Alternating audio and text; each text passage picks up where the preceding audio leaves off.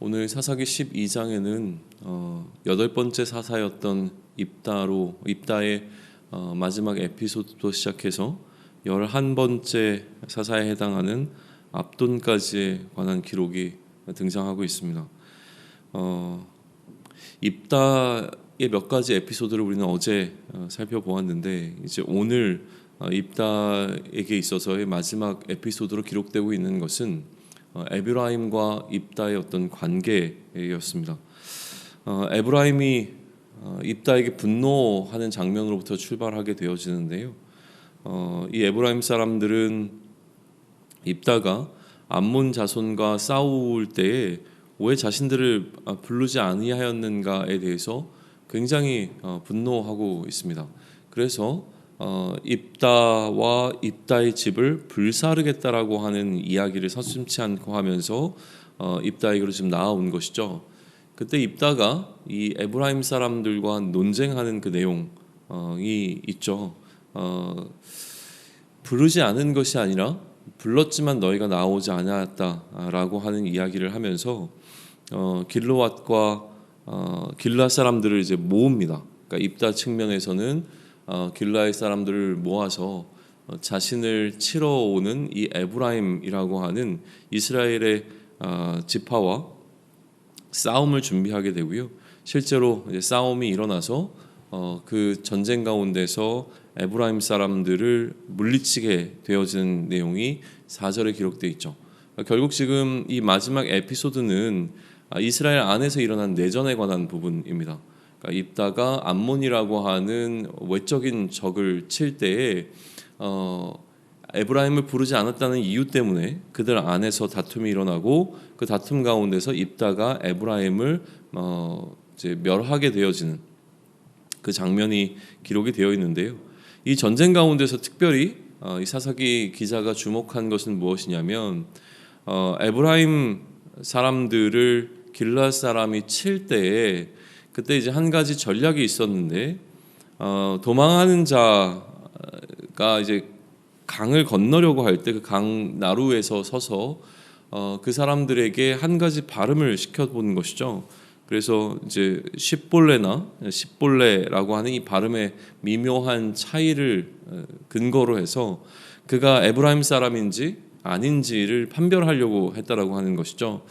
그래서 에브라임 사람들이 발음하기 어려운 단어를 이제 선택한 것이고요. 그 단어 자체에 어떤 의미가 있다기보다, 그래서 에브라임 사람이라고 하는 것이 밝혀지게 되면 그를 죽였다라고 하는 기록이 이제 5절과 6절에 나와 있습니다.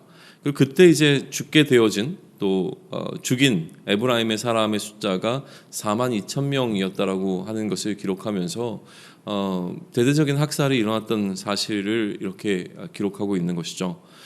그리고 이제 입다가 죽음을 맞이하는 것으로 입다의 시대가 마무리가 되어지고 있고요. 그 다음에 이제 9번째 사사인 입산이 등장해서 입산에 관한 내용이 8절로부터 10절까지의 간략하게 기록이 되어집니다. 그리고 10번째 사사인 엘론에 관한 기록이 11절과 12절에 또 마찬가지로 간략하게 기록이 되어져 있고, 11번째 사사인 압돈에 관한 이야기가 13절로부터 15절에 또 간략하게 기록되면서 총 입다로부터 시작된 그 4명의 사사에 관한 이야기가 이 사사기 12장을 구성해내고 있습니다.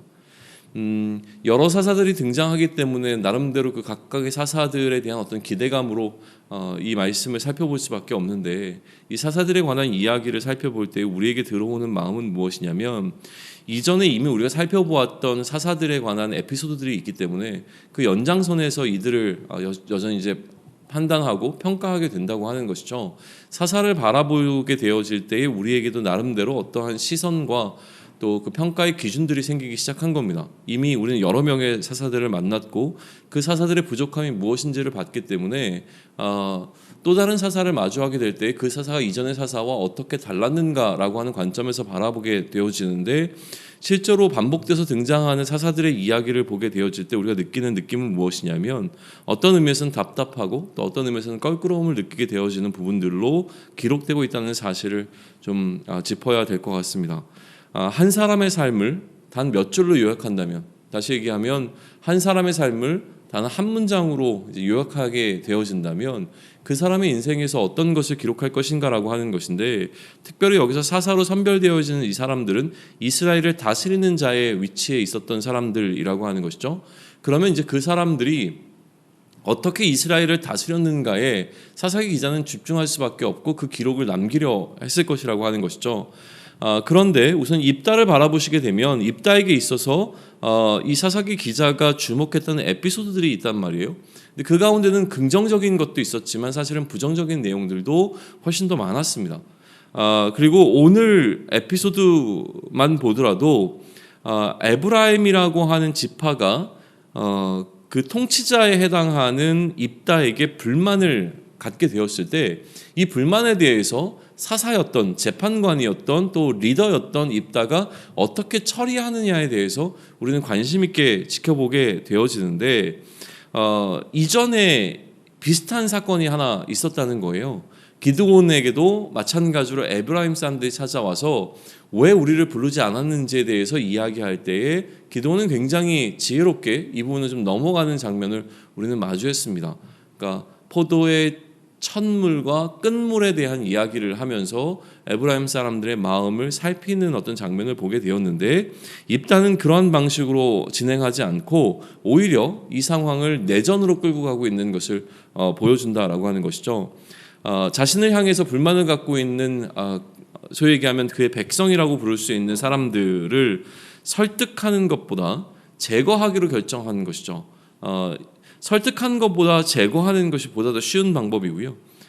우리가 알지만 평화를 유지하는 것보다 어떤 의미에서는 전쟁을 벌이는 것이 보다 더 쉬운 방법이고 쉬운 결정이라고 하는 사실을 생각해 본다면 입다에게 있어서 뭔가 부족함이 좀 느껴진다라고 하는 것이에요.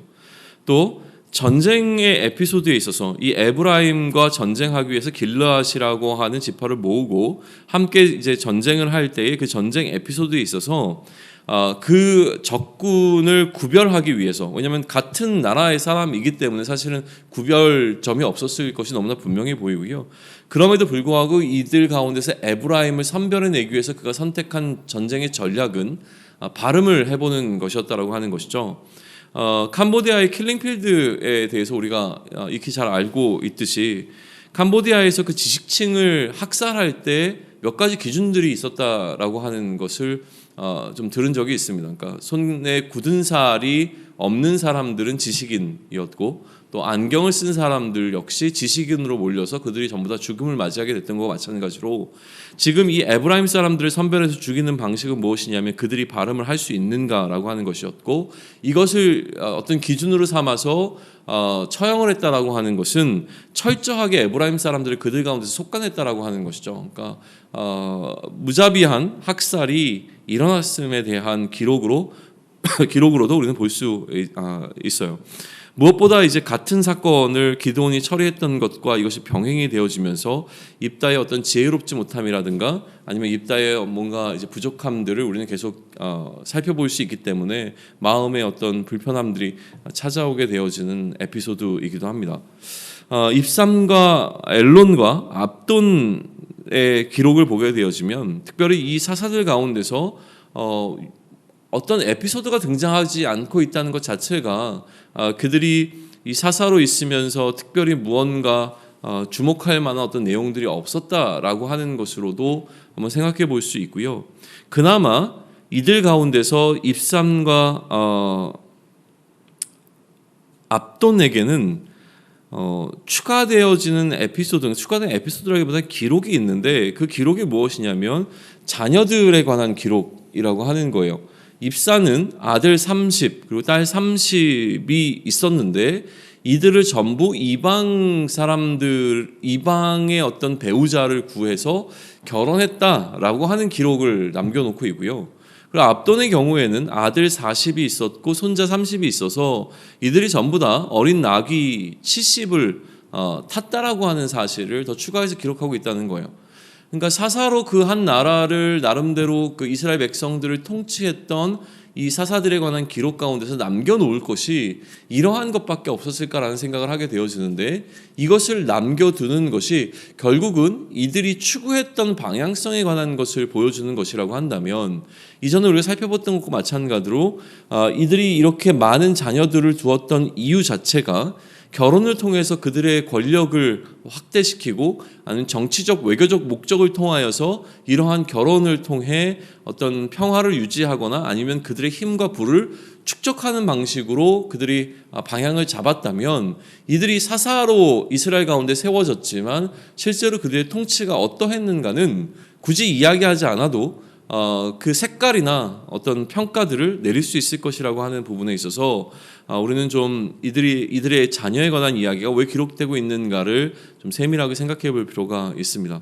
결국 사사기 12장에 등장하고 있는 4명의 사사들을 묵상할 때 우리가 느끼게 되는 것은 무엇이냐면 인간 사사의 부족함이라고 하는 거예요.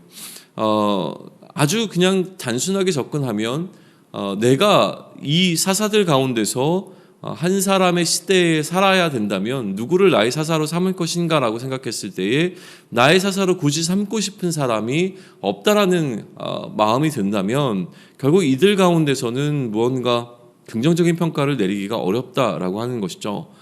몇 가지로 이 사사기 12장에 기록되어 있는 부족한 인간 사사들의 어떤 내용들을 통해서 우리가 생각해 볼 것들을 짚어보면 좋겠는데, 첫 번째는 그렇기에 온전한 하나님의 다스림, 다시 얘기하면 참 사사이신 하나님을 계속 소망하도록 만들어주는, 그래서 사사가 아닌 어떤 다른 존재가 그들 가운데 있기를 소망하는 마음이 일어나도록 하는 역할을 지금 해주고 있는 것으로 좀 볼 수 있다는 것이죠. 물론 사사들이 긍정적인 역할을 한 것도 있지만 그냥 기본적으로 이 사사들이 무언가 부족함이 있고, 그렇기에 인간 사사가 아닌 혹은 인간 사사를 뛰어넘는 어떤 방식으로 그들에게 통치가, 하나님의 통치가 일어날 것을 기대하는 마음이 일어나게 되는 상황에 대해서 우리는 좀 돌아볼 필요가 있다라고 하는 것이죠. 두 번째로는 사사로 다스리게 될 때에 어떤 타산지석으로 삼게 되어지는 부분들이 반드시 있어야 합니다.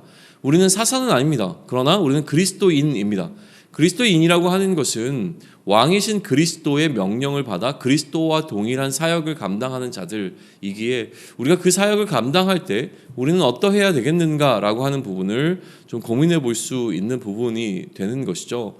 결국 자신들의 욕망을 추구했던 사사들과 같은 모습이 우리에게 있지 않은가라고 하는 것을 끊임없이 반복해서 질문을 던져야 하는 것입니다. 그리스도인으로 산다고 하면서, 그리스도의 질서를 따라 산다고 하면서 결국 우리가 추구하는 것은 세상의 질서인 것이고, 또 왕이 되고자 하는 그 욕망이 우리 가운데 여전히 존재해서 그것으로 인하여서 우리가 본질적인 부분을 놓치게 되어진다면 그것이 우리에게 주어진 가장 큰 숙제가 될 것입니다.